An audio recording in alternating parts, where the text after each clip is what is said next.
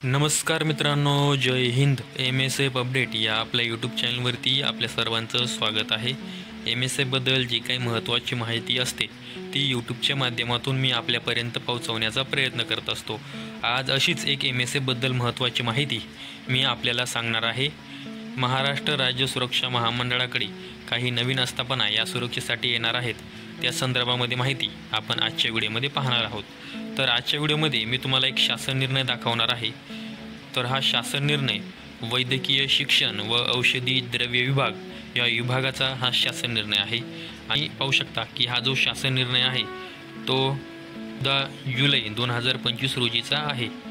आणि या शासन निर्णयाचा जो काही मुख्य विषय आहे तो आहे वैद्यकीय शिक्षण व औषधी द्रव्य विभागाच्या अधिपत्याखालील 4 शासकीय वैद्यकीय महाविद्यालय व संलग्नित रुग्णालय आणि आरोग्य प्रशिक्षण पथकांना सुरक्षारक्षक सेवा घेण्यास मान्यता देण्याबाबत. तर या शासन निर्णयाच्या माध्यमातून वैद्यकीय शिक्षण व औषधी द्रव्य विभाग या विभागाच्या 4 ठिकाणी सुरक्षारक्षकांची सेवा ही घेण्यास मान्यता देण्यात आलेली आहे. तर या शासन निर्णयामध्ये जी काही महत्त्वाची माहिती सांगण्यात आलेली आहे ती तुम्ही इथून पाहू शकता. शासकीय वैद्यकीय महाविद्यालय संलग्नित रुग्णालय आणि आरोग्य प्रशिक्षण पथकामध्ये परिसरात सुरक्षा व्यवस्था नसल्यास मौल्यवान साहित्य चोरीला जाणे, विद्यार्थ्यांची सुरक्षा, रॅगिंगचे प्रकार घडण्याची शक्यता नाकारता येत नाही. सदर बाबी विचारात घेता संस्थेमध्ये प्रवेशित विद्यार्थी-विद्यार्थिनी तसेच संस्थेमधील यंत्रसामग्री, प्राध्यापक, सहप्राध्यापक, अन्य शासकीय अधिकारी, कर्मचारी व रुग्णांच्या सुरक्षेच्या दृष्टीने संचालनालय अधीनस्थ 4 संस्थेत सुरक्षारक्षकांची सेवा विविध अधिकारी व कर्मचारी शासकीय सुरक्षा महामंडळाकडून उपलब्ध करून घेण्यास व त्याकरिता येणाऱ्या संस्थानिहाय वार्षिक खर्चास मान्यता देण्यात येत आहे.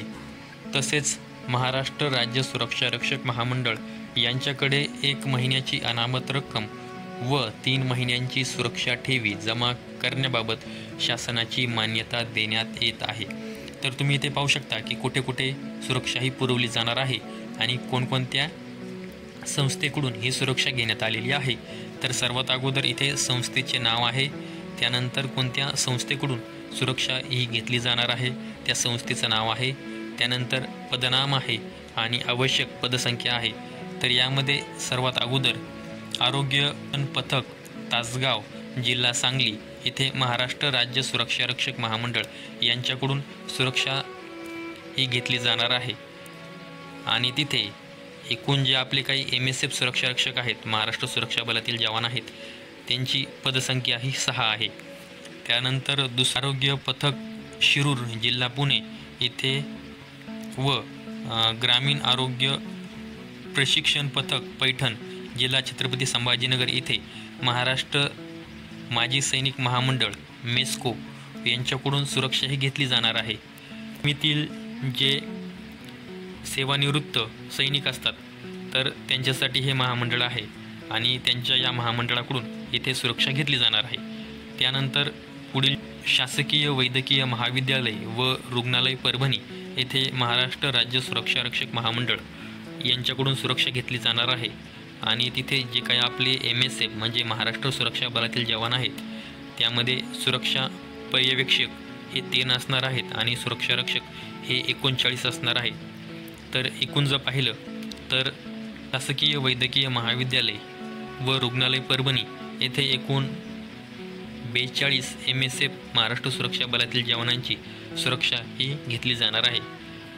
तर यावरून तुमच्या लक्षात आले असेल की महाराष्ट्र राज्य सुरक्षा महामंडळाकडे सुरक्षेसाठी 2 नवीन आस्थापना ह्या येणार आहेत. एक आहे आरोग्य शिक्षण पथक तासगाव जिल्हा सांगली आणि नंतर दुसरी आहे शासकीय वैद्यकीय महाविद्यालय व रुग्णालय परभणी.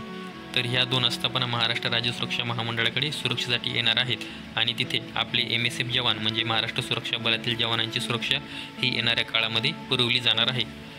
तर ही एक MSFबद्दल महत्त्वाची माहिती द्यायची होती, त्यामुळे आजचा व्हिडिओ बनवलेला आहे. अशाच माहितीसाठी MSF अपडेट या आपल्या यूट्यूब चॅनलला सबस्क्राईब करून ठेवा. व्हिडिओच्या डिस्क्रिप्शन बॉक्समध्ये आपल्या टेलिग्राम चॅनलची लिंक दिलेली आहे. तेथून देखील मी MSA बद्दल जी काही महत्त्वाची माहिती आहे ती आपल्यापर्यंत पोहोचत असतो. संपूर्ण व्हिडिओ पाहिल्याबद्दल धन्यवाद.